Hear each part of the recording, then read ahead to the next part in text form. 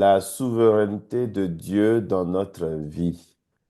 Et en sous-thème, bon, j'ai pris la version de la traduction liturgique de la Bible, du psaume que vous avez choisi. C'est le psaume 134 ou 35, selon les versions. Et c'est le sixième verset. Alors, il est écrit là, tout ce que veut le Seigneur, il le fait au ciel et sur la terre, dans les mers et jusqu'au fond des abîmes. Donc, tout ce que veut le Seigneur, il le fait au ciel et sur la terre, dans les mers et jusqu'au fond des abîmes. Et pour développer ce thème, moi, je vous propose un deuxième psaume que je vais lire presque entièrement et que je vous recommande vivement. Il s'agit du psaume 138 ou 139. Bon, nous avons des divergences parce que parfois le chiffre, c'est plus un selon les traductions ou moins un selon les traductions. Donc, si vous avez une Bible, disons, traduction liturgique de la Bible catholique, vous aurez 138. Et si vous avez une Bible comme la Bible Tob, la Bible de Jérusalem ou Louis II, les autres Bibles, vous aurez le psaume 139. Alors, il est écrit à ce psaume, tu me scrutes, Seigneur, et tu sais. Tu sais quand je m'assois, quand je me lève. De très loin, tu pénètres mes pensées. Que je marche ou me repose, tu le vois. Tous mes chemins te sont familiers. Avant qu'un mot ne parvienne à mes lèvres, déjà, Seigneur, tu le sais. Tu me devances et me poursuis. Tu m'en sers. Tu as mis ta main sur moi. Savoir prodigieux qui me dépasse, hauteur que je ne puis atteindre. Où donc aller loin de ton souffle, ou m'enfuir loin de ta face? Je gravis les cieux, tu es là. Je descends chez les morts, te voici. Je prends les ailes de l'aurore et me pose au-delà des mers. Même là, ta main me conduit, ta main droite me saisit. J'avais dit, les ténèbres m'écrasent, mais la nuit devient lumière autour de moi. Même la ténèbre pour toi n'est pas ténèbre, et la nuit comme le jour est lumière. C'est toi qui as créé mes reins, qui m'as tissé dans le sein de ma mère. Je reconnais devant toi le prodige, l'être étonnant que je suis.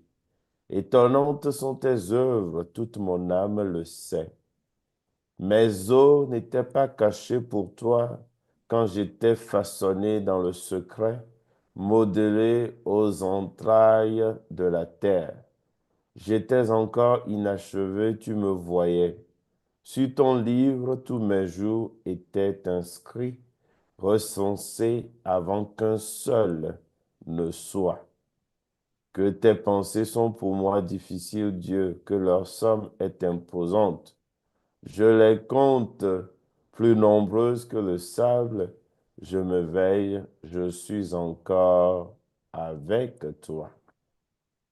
Donc, je m'arrête là au verset 18. Et si vous voyez bien, ce psaume que je viens de lire résume à peu près tout ce qu'on peut développer dans le thème que vous avez choisi pour ce quatrième, non, je pense, ou cinquième enseignement de ce quatrième parcours osé. Alors, bien sûr, ce psaume nous parle de l'omniscience et de l'omnipotence de Dieu. C'est quoi l'omniscience? C'est que Dieu sait tout. Il connaît tout. Donc, il voit tout. Et on peut parler aussi de son omniprésence et de son omnipotence. Potere, c'est pouvoir. Donc, c'est l'omnipuissance de Dieu. Donc, quand on lit ce psaume, on voit clairement au moins trois attributs de Dieu. Il est omniscient, donc Dieu sait tout. Il est partout, il voit tout. On peut parler aussi de l'omniprésence de Dieu, comme Dieu est éternel, il est présent partout. Et on peut parler de l'omnipotence de Dieu. Dieu est omnipotent, ça dit qu'il est tout puissant, il peut tout. Un peu comme nous l'avons vu dans le psaume 134 ou 35, verset 6. Tout ce que veut le Seigneur, il le fait au ciel et sur la terre, dans les mers et jusqu'au fond des abîmes. Par contre, pour continuer notre enseignement, il faudrait justement signaler quelques pièges. Le premier piège, quand on lit ce psaume, c'est de croire que Dieu peut faire les choses de façon arbitraire. Je pense qu'il faut éviter de tomber dans le piège de croire que quand on dit que tout ce que veut le Seigneur, il le fait, ça veut dire que Dieu peut décider de faire des choses de façon arbitraire, sans aucune justice et sans tenir compte de ses propres lois. C'est comme si Dieu lui-même, il met des lois, nous parlons dans le christianisme de lois naturelles, et il vient lui-même pour briser ces lois. Là, il serait dans l'arbitraire. Donc, il faut éviter de croire que quand on dit que Dieu fait tout ce qu'il veut, ça veut dire que Dieu, il débarque un matin, il vous dit c'est blanc, et puis le soir, il vous dit non, c'est rouge, et puis l'autre matin, il arrive, il vous dit c'est bleu désormais. Non, puisque un des grands attributs de Dieu, c'est sa justice. Dieu ne peut pas se contredire lui-même. Il ne peut pas dire une chose et son contraire en même temps. Donc, il y a un principe de non-contradiction, même au sein de Dieu. Selon la compréhension que nous en avons, Dieu ne peut pas être et ne pas être en même temps. Il ne peut pas faire et défaire en même temps à sa guise, comme si il était un être capricieux. Parce que quand on lit un peu la mythologie, on peut confondre les dieux mythologiques avec le Dieu de la révélation, le Dieu de Jésus-Christ. Mais ce n'est pas cela. Ça, c'est le premier écueil, le premier piège à éviter. Le deuxième piège que nous devons éviter, c'est ce qu'on appelle la fatalité ou le destin. Parce qu'il arrive même qu'il y ait des chrétiens qui croient qu'il y a un destin, hein. Un factum, ça dit le destin, c'est de dire que ben, si ceci arrive, c'est parce que Dieu l'a voulu. Si ma vie se passe comme ça, c'est parce que c'est écrit. Donc, il y en a qui croient que tout est écrit d'avance. Et donc, s'il m'arrive quelque chose, c'est parce que c'est écrit d'avance. Et quand ils ont un problème, ils se disent, ah ben, c'est Dieu qui veut, c'est la volonté de Dieu. Et puis, bon, ça fait tomber dans un autre écueil, c'est quoi? C'est la démission et la pensée magique. Or, dans le christianisme, il n'y a pas de destin. Nous parlons plutôt de destinée, c'est-à-dire le destin et la fatalité, ce sont des termes grecs. C'est de la philosophie grecque. Ça vient de ce milieu-là. C'est aussi, on le retrouve un peu dans certaines spiritualités. Aujourd'hui, beaucoup parlent de karma.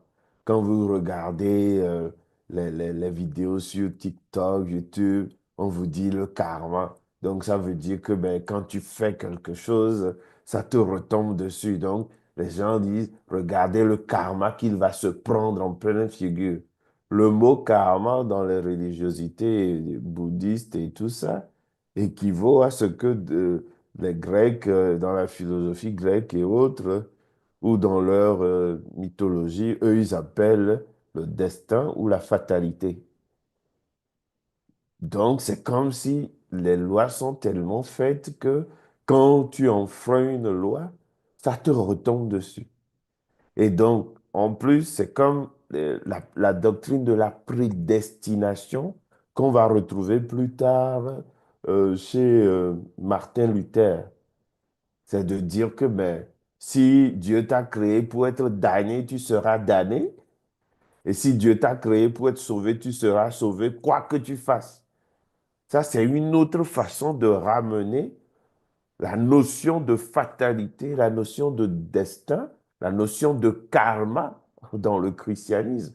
Alors que si nous voulons être rigoureux dans le christianisme, nous ne croyons pas au destin. Nous parlons plutôt de destinée. Et dans la destinée, il faut savoir qu'il y a deux choses. Il y a la part de Dieu et il y a la part de l'homme. Donc, les décisions que je prends peuvent modifier ma vie, modifier mon avenir, modifier mon présent. Ce n'est pas que c'est écrit, c'est écrit. Ce n'est pas comme cela. Sinon, il n'y aurait plus de notion de liberté ou de responsabilité. Nous serions comme des automates ou des robots programmés pour vivre des vies qui ne nous appartiennent pas et partir. Il n'y aurait plus de notion non plus de rétribution. Il n'y aurait plus de notion, je crois, de salut, d'effort, de sanctification. Donc, il faut que ce deuxième piège, que j'appelle celui de la fatalité, du destin ou du karma, soit aussi quelque chose que nous essayons d'éviter. Donc, j'ai dit le premier piège, c'était quoi? C'était de dire que Dieu fait tout de façon arbitraire. Il décide et puis ben, il fait n'importe comment, ou bien il fait des caprices, et puis quand ça lui plaît, il fait, quand ça ne lui fait pas, il fait, il défait. Non, Dieu n'est pas cela. Je continue par un troisième piège, je l'ai évoqué brièvement. Il s'agit de la démission ou de la pensée magique. La démission, c'est que je me dis, mais si ça me tombe dessus, c'est parce que Dieu le veut. Alors, bon, pourquoi est-ce que je vais me battre? Je vais dire, ben, c'est mon destin. C'est comme ça. Vous voyez, parfois, on entend ce discours défaitiste-là chez des chrétiens qui disent, ah, c'est comme ça. Je précise toujours chrétien, chrétien, parce que j'aime pas qu'on fasse de confusion entre les gens qui n'ont pas la même foi, qui n'adhèrent pas à ce Dieu vivant, sauveur, et ceux qui peut-être ne le connaissent pas. Ça dit que les règles ne s'appliquent pas indifféremment comme ça. Et c'est important, cette précision que je fais, parce que même dans la suite, pour que la volonté de Dieu, la souveraineté de Dieu se manifeste pleinement dans ma vie, il faut que je choisisse totalement Dieu. Il faut que je donne toute ma vie à Dieu. Vous voyez, il y a des chrétiens qui disent, mais Dieu ne fait rien dans ma vie. Oui, tu n'as pas eu le courage, tu n'as pas pris le risque de lui donner toute ta vie. Parfois, nous partitionnons nos vies. Ça, c'est pour moi. Ça, c'est pour ceci. Ça, c'est pour ceci. Dieu, tu sais, tu peux rentrer dans ma vie jusqu'à, je sais pas, 5 kilomètres et puis les 10 autres kilomètres, c'est mon affaire. Mais je ne parle pas de cela. Donc, il est important chaque fois de préciser ce que nous disons. Donc, il disait le troisième piège, c'est la démission ou la pensée magique. La démission, c'est le défaitisme. Je rencontre des difficultés, je dis non, c'est mon destin, c'est Dieu qui veut ça, et donc je baisse les bras. Ou la pensée magique. Voilà, je suis là, je ne fais rien, et je me dis que non, ça va aller, Dieu va le faire. C'est-à-dire, tu n'as pas labouré, tu n'as pas semé, et tu dis non, j'aurai la récolte. J'attends la moisson parce que Dieu va le faire. Je ne refuse pas. Il y a quelques fois où Dieu déroge à quelques règles, il fait des miracles, mais même là, c'est parce qu'il y a une nécessité. Quand Dieu déroge parfois à ses propres règles, c'est parce qu'il y a une nécessité. Quand Jésus transforme l'eau en vin, au nos à Cana, ce n'est pas par plaisir, par caprice, ou parce qu'il voulait montrer qu'il était un bon magicien ou qu'il était tout puissant.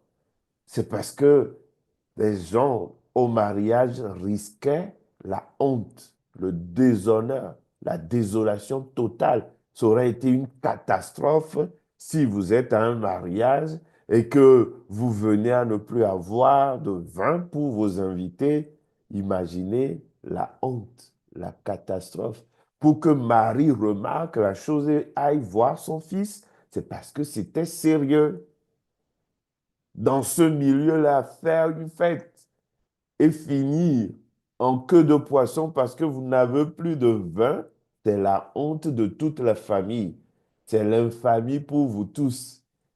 Et la preuve, quand on ramène le vin que Jésus a, l'eau transformée en vin, quand le chef le boit, il dit, mais qu'avez-vous fait là? Normalement, on donne le bon vin d'abord. Et quand les gens ont bien bu, vous ont bien qualifié, vous apportez le mauvais parce qu'ils sont déjà saouls. Ça montre l'importance. Et même dans la Bible, chaque fois qu'on nous parle de festin, on nous dit qu'il y aura des viandes grasses et le vin capiteux. Il y a toujours cette notion de vin et de joie, parce que le vin réjouit le cœur de l'homme, dit-on dans la Bible. On voyait que c'était très important quand Jésus intervient comme ça. Donc, il faut éviter la pensée magique de croire que je ne fais rien, mais Dieu va tout me donner. Aujourd'hui aussi, on a beaucoup cette tendance à la facilité. Les gens qui ne travaillent peut-être pas ou qui ne font aucun effort et qui disent, je dors dans l'église, je fais beaucoup de neuvaines, je prie énormément. Et puis ils se disent, ben, Dieu va le faire comme si ça va tomber du ciel. J'ai coutume de dire que la manne ne tombe plus, quoi. Il y a longtemps que la manne ne tombe plus du ciel. Depuis qu'ils sont sortis du désert et qu'ils ont cueilli les premières grappes de raisin et qu'ils ont frotté les premiers épis, la manne ne tombe plus du ciel. Donc, il faut que l'homme s'active. Pensée magique d'émission ou laxisme, il faut sortir de là.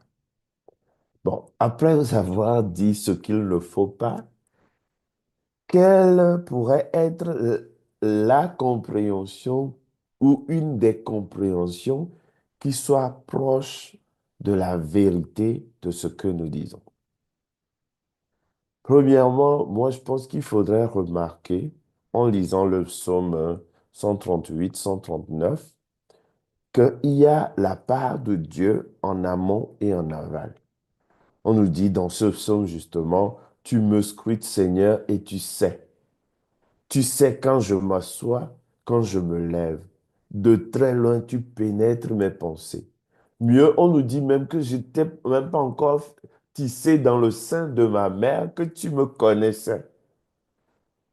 Ouais, ça remet même en question toutes nos notions aujourd'hui de croire qu'un être humain n'est humain que parce que il peut parler ou il peut marcher, quoi.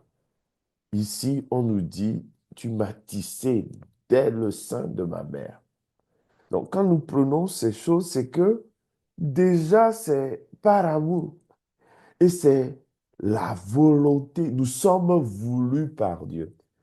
Tout être humain est voulu par Dieu, est aimé de Dieu. Nous venons à l'existence, nous sommes appelés à la vie parce que Dieu nous aime. Cela désamorce aussi toutes les personnes qui pensent que Dieu ne les aime pas. Même quels que soient les contours de notre conception, nous sommes voulus par Dieu. Peut-être que pour les hommes, nous sommes le fruit d'un accident.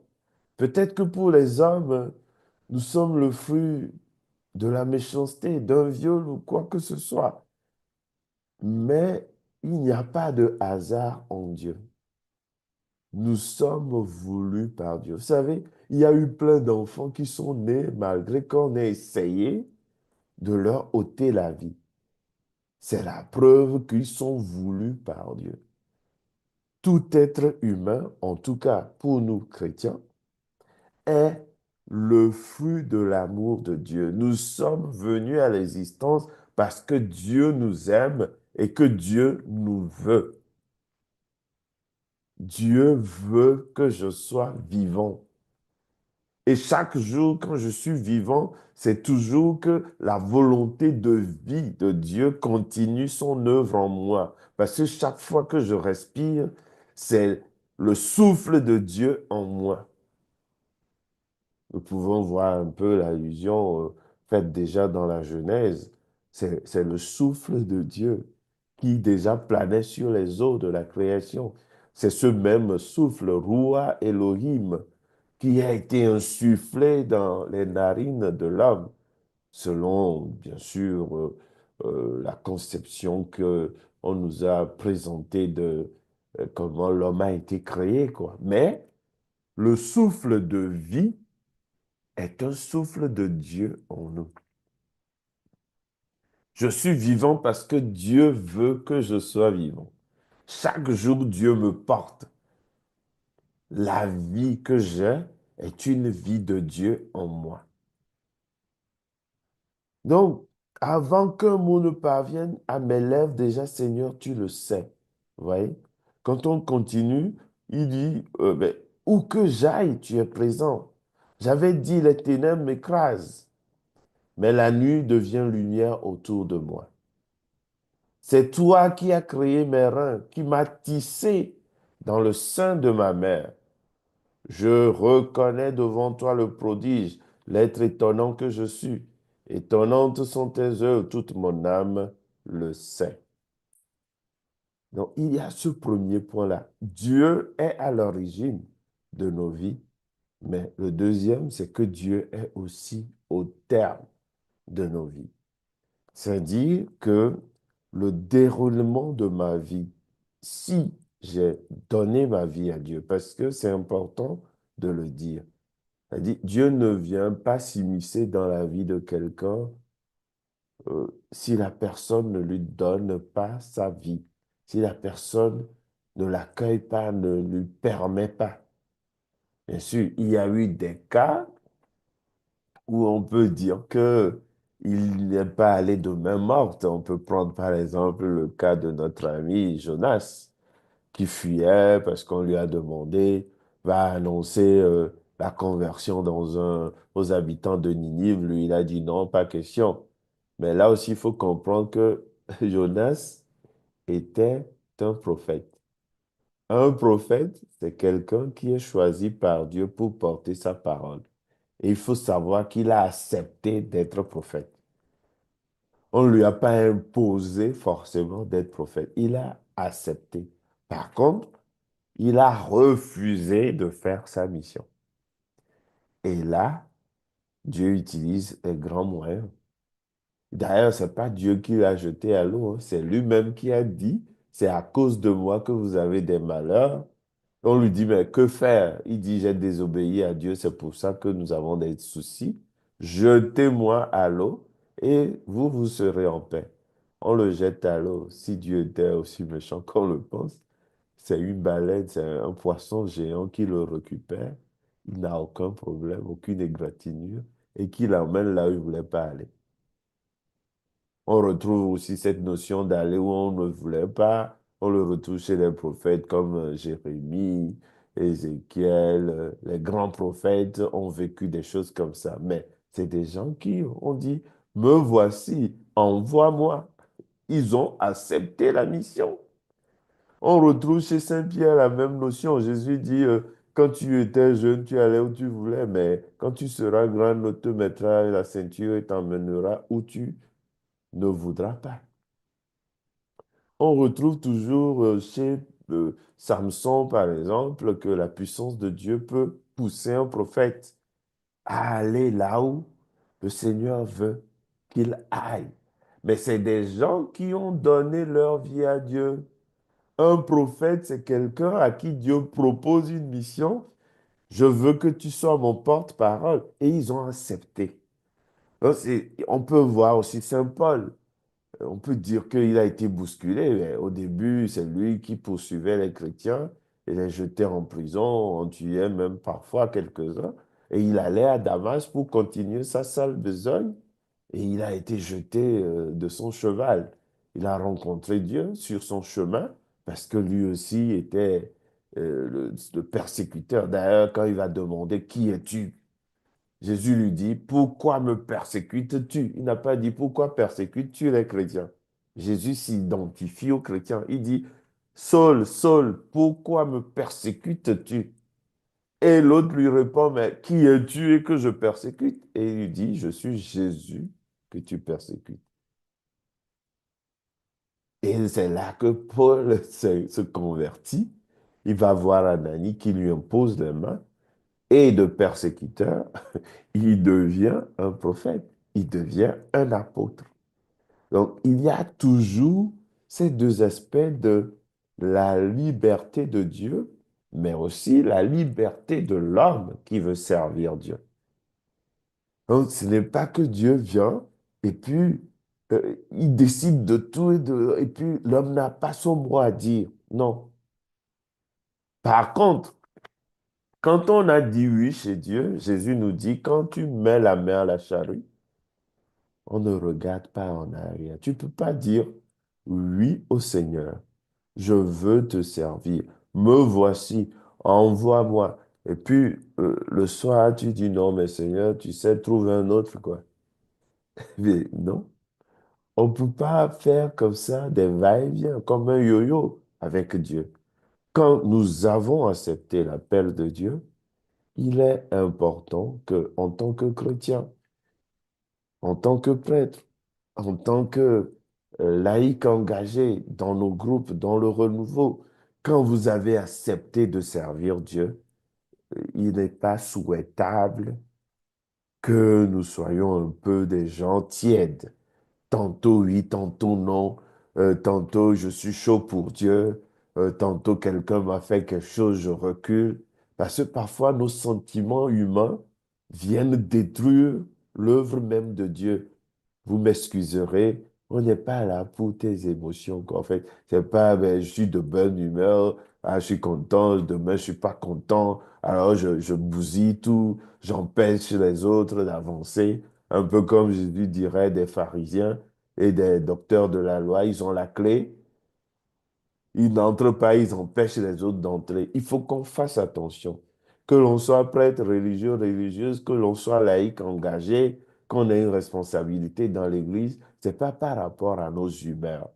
Ta tête peut ne pas me plaire, mais c'est pas mon affaire. Je suis pas là pour que ta tête me plaise. Je suis là pour t'apporter la parole de Dieu.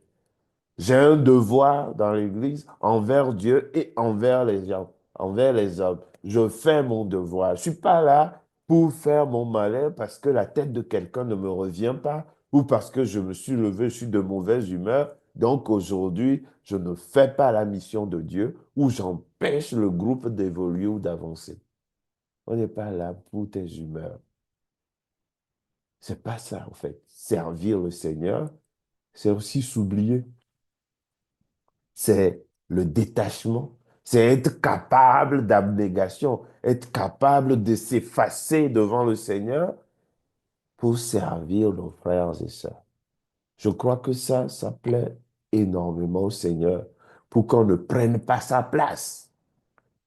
Nous ne sommes pas là pour prendre la place de Dieu dans la vie des autres. Si nous pouvons être transparents pour montrer Dieu, un peu comme une vitre transparente permet de faire rayonner davantage la lumière, ça, ce serait une très bonne chose. Ensuite, il y a la part de l'homme. Donc, je dis la part de Dieu, c'est en amont, c'est-à-dire au commencement et à la fin, en aval aussi. Mais la part de l'homme, c'est quoi? C'est la responsabilité et l'effort que nous faisons. Il ne s'agit pas de dire tout simplement, mais c'est Dieu qui fait tout, c'est la volonté de Dieu, c'est Dieu qui veut que. On vous brime, on vous triche, on vous fait du mal et vous dites c'est Dieu qui veut ça. Moi, je ne crois pas qu'il y ait un Dieu qui veuille qu'on piétine les gens, qu'on tue les gens, qu'on maltraite les gens et puis on se dit ben, c'est Dieu qui veut. Je sais que le Seigneur lui-même a accepté les brimades, les insultes, les crachats, la flagellation, même la mort pour nous sauver. Et quand il le faut, dans un cadre précis, pour professer ou confesser sa foi, même aller jusqu'au martyr, c'est une chose. Mais la déresponsabilisation ou le fait de dire que tous nos malheurs, c'est la volonté de Dieu, je pense qu'il y a quelque chose à revoir dans cette mentalité que je dirais fatalité ou fatal, ce truc de karma, de destin, de fatalisme-là, il faut sortir de là. Il ne me semble pas que la volonté de Dieu soit que les gens souffrent, qu'on les torture et qu'ils vivent dans l'injustice. Amour et vérité se rencontrent. Justice et paix s'embrassent. La vérité germera de la terre et du ciel se penchera à la justice. Dieu est un Dieu juste. Voilà pourquoi parfois il faut se battre pour nos droits. Il faut se battre pour la vérité, pour la justice. Heureux ceux qui sont persécutés pour la justice. Si se battre pour la justice n'était pas bon, Jésus ne peut pas donner une béatitude de ceux-là qui sont bienheureux parce qu'ils font justice, ils sont artisans de paix et ils veulent la justice pour tous. Donc, il ne faut pas que nous soyons des chrétiens démissionnaires sous prétexte que c'est Dieu qui dirige tout, c'est Dieu qui veut que, et c'est sa volonté, et c'est bien sûr ce Seigneur, comme il est souverain. Non, parfois, nous nous trompons ou nous mentons parce que nous ne voulons pas nous battre pour la justice. Nous ne voulons pas risquer notre aise pour la paix, pour le bien de tous, pour la vérité. Et ça aussi, ce n'est pas prophétique. La mission prophétique de l'Église, c'est de dire, comme Saint Jean-Baptiste, il ne t'est pas permis de prendre la femme de ton frère, même s'il a perdu la tête pour ça. Bon, littéralement, je veux dire quoi. Ça aussi, c'est une mission prophétique. Et cela fait partie de la mission de l'Église. On n'est pas là que juste pour dire que tout va bien et se sourire les uns les autres et dire que ben, il faut passer sous le radar pour ne pas avoir de problème. Parfois, il faut être capable de risquer, de prendre des risques et de se positionner, de s'engager pour la justice et pour la vérité, pour la paix, pour la réconciliation. Donc, je vous disais que même si il y a la souveraineté de Dieu, il y a la responsabilité de l'homme, il y a l'effort de l'homme. Même chose, quand je parle d'effort, il ne faut pas démissionner, il ne faut pas baisser les bras. Et je frappe à une porte et puis je me dis, non, mais ça n'a pas marché, c'est Dieu qui ne veut pas. Non, peut-être c'est pas cette porte-là. Frappe la deuxième. Frappe autant de portes que tu peux jusqu'à ce qu'une porte s'ouvre pour toi. Il faut être des battants. Et quand j'ai vraiment frappé, frappé et que ça ne s'ouvre pas, là, je peux dire que peut-être Dieu ne veut pas que je sois là. Et si c'est vraiment le cas, en priant, je découvre qu'il y a une autre porte que Dieu ouvre pour moi. Mais je ne reste pas là les bras croisés à dire, ah, c'est le Seigneur qui ne veut pas. Non, non, non, non. Nous ne pouvons pas lui attribuer tout et n'importe quoi en disant que, ouais, ben c'est lui, c'est sa souveraineté. Non? Et maintenant, après avoir exposé tous ces aspects, je vais maintenant vers, disons, la vie de foi. Jésus nous dit dans l'Apocalypse, voici que je me tiens à la porte et je frappe. Si quelqu'un entend ma voix et m'ouvre, je viendrai et je vais souper avec lui. Je vais demeurer avec lui. Et c'est là où je reviens sur une notion que j'avais évoquée tout à l'heure. Je vous disais que je parle à des gens que j'espère sont pleinement chrétiens et surtout qui ont donné leur vie à Dieu. Ouais, Jésus ne force personne. Il dit, je me tiens à la porte et je frappe. Si quelqu'un m'entend et m'ouvre, avant de parler de souveraineté de Dieu sur ma vie, il faut se poser la question, est-ce que j'ai ouvert la porte à Jésus? Ou est-ce que je lui ai donné une part, un cinquième de ma vie? Les quatre autres, je lui dis, mais Jésus, tu sais, jusque-là, tu peux, hein, mais après, c'est mon affaire. Ou est-ce que c'est toute ma vie qui est donnée, livrée à Dieu pour que Dieu entre dans ma vie et il manifeste son règne et sa souveraineté? C'est comme la prière du Notre Père. Que ton règne vienne, c'est pas pour les autres, c'est d'abord en moi, pour moi et autour de moi. Le règne de Dieu commence en moi et s'étend sur les autres et sur le monde entier. S'il ne commence pas en moi qui suis chrétien, je ne vois pas en qui vous voulez que le règne de Dieu aille se manifester ou que sa volonté soit faite par qui. Si ceux qui se réclament de lui, ceux qui se disent ses fils, ses filles, ne sont pas la manifestation de son règne, de son royaume, et ne font pas sa volonté, je ne vois pas qui vous voulez qu'il le fasse. Donc, la question, c'est de savoir si j'ai ouvert la porte à Jésus.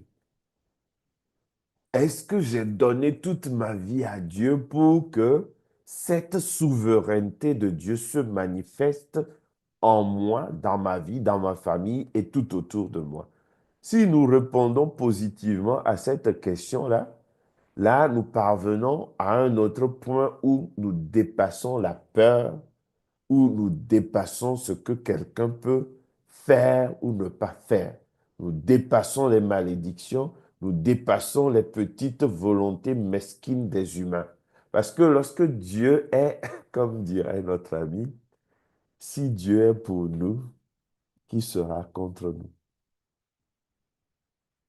Il n'a pas refusé de donner son propre fils. Alors, qu'est-ce qu'il nous refuserait?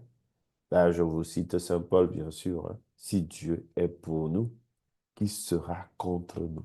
Donc ici, si nous disons que ouais, Dieu fait tout ce qu'il veut au ciel, sur terre, dans les mers, là, nous arrivons à un autre niveau de la foi, mais qui exige que nous soyons totalement à Dieu. C'est pas que mais, je fais moitié-moitié avec Dieu, recto verso, et après je me plains que ouais, Dieu ne manifeste pas sa gloire dans ma vie. Non, mais est-ce que toi, tu es totalement à Dieu? Est-ce que tu t'es donné? Est-ce que tu t'es abandonné complètement à Dieu, corps, âme, esprit, pleuve ou neige? Ou est-ce qu'il y a des parties de ta vie que tu as gardées? Est-ce qu'il y a des zones d'ombre? Si ce n'est pas le cas, alors tu peux maintenant prétendre à dire que toute ta vie est dans la main de Dieu. Et si toute ta vie est dans la main de Dieu, tu ne peux plus avoir peur de qui que ce soit ou de quoi que ce soit. Tu ne peux plus croire que c'est les autres qui régissent ta vie, puisque ton Père est tout-puissant. Il est omniprésent, omniscient. Il sait tout, il voit tout. Et comme dit toujours Saint Paul, Dieu fait tout contribuer au bien de ceux qui l'aiment. Dieu fait tout contribuer au bien de ceux qui l'aiment. Nous sommes là dans l'épître aux Romains, chapitre 8. À partir du huitième verset, vous lisez ça. Vous voyez vraiment tout ce... Ça dit, Saint Paul développe bien ce thème-là. Je ne sais pas, peut-être il faudrait que je vous le lise parce que ce passage me semble bien indiqué pour aller vers notre conclusion, puisque ce que nous révèle Saint Paul dans le huitième chapitre de son épître aux Romains peut nous aider tous à vraiment fonder notre espérance sur le Seigneur, fonder notre vie sur le Seigneur, qui est le maître de toutes choses. Il ne faut pas que nous l'oublions. On ne va pas l'imposer aux autres, mais sachez que si vous êtes chrétien et que vous l'êtes véritablement et que vous vous donnez totalement à Dieu, sachez que tout est dans la main de Dieu. Tout ce qui existe, tout ce qui a existé, tout ce qui existera est dans la main de Dieu. Cet homme-là qui te fait peur n'est rien en face de Dieu. Ce patron-là qui te menace et te dit que moi, si je décide, ta vie est foutue, il n'est rien, il n'est personne. On dit que c'est de la paille qui pousse, l'herbe qui pousse sur un toit. Le matin, tu le cherches et tu ne le trouves plus, quoi. Il n'est que poussière. Mais il faut que toi-même, tu sois d'abord ancré en Dieu, sinon tu ne peux pas vivre ça. Tu ne peux pas vivre cette force de l'Esprit Saint-là, cette confiance, cette conviction que si Dieu est avec toi, aucun homme n'a de pouvoir sur ta vie. Ni le sorcier, ni le magicien, ni un patron, une patronne, ou une chef, ou quoi que ce soit qui croit avoir un pouvoir. Comme disait Jésus à notre ami Pilate, tu n'as aucun pouvoir sur moi, sauf celui qu'on t'a prêté, quoi. Il faut le savoir. Mais j'insiste. Je ne dis pas aux gens d'aller se vanter alors que toi-même, tu n'es même pas certain, ta foi n'est pas solide, tu n'es pas ancré en Dieu, tu vas aller provoquer les gens pour dire que ouais, moi je suis sûr que Dieu est tout-puissant. Ça ne marche pas comme ça. Ça ne marche pas comme ça. Dieu te fait confiance, il faut que tu puisses lui faire confiance pour que quand tu parles au nom de Dieu, que Dieu parle pour toi, personne ne peut placer un mot. Donc, je vous lis un peu ce extrait. Je vous ai parlé de notre ami Saint Paul, chapitre 8 de Romains, à partir du verset 28. On peut tout lire, hein, mais je vous lis là où j'ai cité tout à l'heure. Nous le savons, quand les hommes aiment Dieu, lui-même fait tout contribuer à leur bien, puisqu'ils sont appelés selon le dessein de son amour. Ceux que d'avance il connaissait, il les a aussi destinés d'avance à être configurés à l'image de son Fils, pour que ce Fils soit le premier-né d'une multitude de frères. Ceux qu'il a d'avance destinés, il les a aussi appelés. Ceux qu'il a appelés, il en a fait des justes, donc il les a justifiés. Et ceux qu'il a rendus justes, ceux qu'il a justifiés, il leur a donné sa gloire. Que dire de plus? Si Dieu est pour nous, qui sera contre nous? Il n'a pas épargné son propre Fils, mais il l'a livré pour nous tous. Comment pourrait-il avec lui ne pas nous donner tout? Qui accusera ceux que Dieu a choisis? Dieu est celui qui rend juste. Alors qui pourra condamner? Le Christ Jésus est mort, bien plus, il est ressuscité, il est à la droite de Dieu, il intercède pour nous. Alors, qui pourra nous séparer de l'amour du Christ? La détresse, l'angoisse, la persécution, la faim, le dénuement, le danger, le glaive. En effet, il est écrit, c'est pour toi qu'on nous massacre sans arrêt, qu'on nous traite en brebis d'abattoir. Mais en tout cela, nous sommes les grands vainqueurs grâce à celui qui nous a aimés. J'en ai la certitude. Ni la mort, ni la vie, ni les anges, ni les principautés célestes, ni le présent, ni l'avenir, ni les puissances, ni les hauteurs, ni les abîmes, ni aucune autre créature.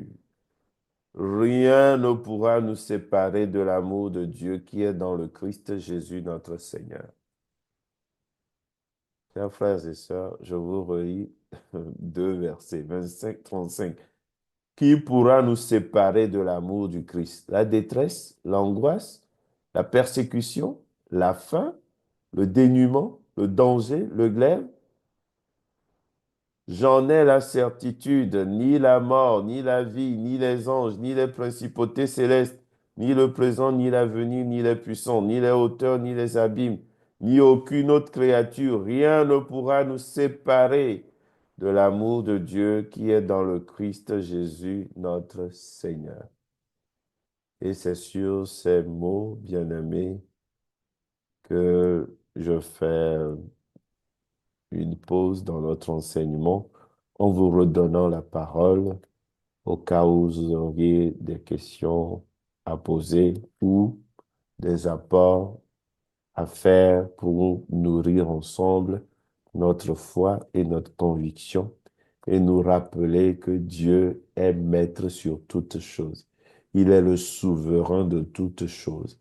S'il y a un Dieu, c'est lui le créateur. Et s'il est le créateur, alors il a pouvoir sur toute chair, il a pouvoir sur la mer. Jésus l'a démontré. Il a le pouvoir sur la mort, la maladie, la malédiction. Dieu a le pouvoir. Il est souverain sur toutes choses. Qu'il en soit ainsi pour nous tous, au nom du Père et du Fils et du Saint-Esprit. Amen. On va faire une petite prière et remettre tout au Seigneur. Une prière puissante. Seigneur, nous te rendons grâce pour ta présence dans nos vies. Nous Oui. avons besoin de toi. Nous avons besoin que tu nous attires à toi. Nous avons besoin, Seigneur, que tu ouvres nos yeux à ta lumière, notre intelligence à ta présence. Nous avons besoin, Seigneur, que tu touches nos cœurs, que tu nous aides véritablement à te rencontrer, à te connaître, à sentir que tu es vivant, à mettre notre foi, notre espérance en toi, à nous attacher à toi dans tous les événements de nos vies. Seigneur, tu as dit que si nous demandons ton esprit, tu ne peux refuser de nous le donner, puisque les pères, les parents ne refusent pas de donner de bonnes choses à leurs enfants. Alors daigne éveiller en nous les sources d'eau vive, éveille en nous ton Esprit Saint, que cet esprit nous vivifie, qui nous spiritualise et nous aide véritablement à nous rapprocher chaque jour un peu plus de toi. Seigneur, ouvre nos yeux à ta présence. Donne-nous, Seigneur, de te connaître. Purifie nos sens, qu'ils deviennent sanctifiés et deviennent des sens spirituels. Te sentir, te voir, te toucher, reconnaître quand tu es à côté de nous, quand tu passes dans nos vies, Seigneur. Seigneur, renouvelle aussi les dons, les charismes que tu as donnés à tes enfants. Renouvelle en nous tous tes dons sacrés, les 7 dons de l'Esprit.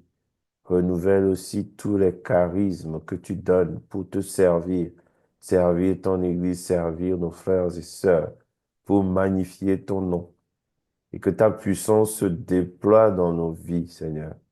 Touche ce soir chaque personne qui écoute cet enseignement, qui écoute cette prière, ceux qui l'écouteront, que ta grâce se répande dans leur cœur, que ta lumière se répande dans leur intelligence, que le feu de ton Esprit Saint, Seigneur, les fortifie, réchauffe leur cœur, qu'il soit pour eux source de guérison, source de délivrance, source de sanctification, et que ta puissance, Seigneur, se répande toujours et partout dans nos maisons, dans nos services, dans nos rues, dans nos villes, villages, dans nos familles, pour la gloire de ton nom et le salut de nos âmes. Toi qui es vivant, Dieu, pour les siècles et les siècles. Amen. Amen. Merci, Père. Merci beaucoup.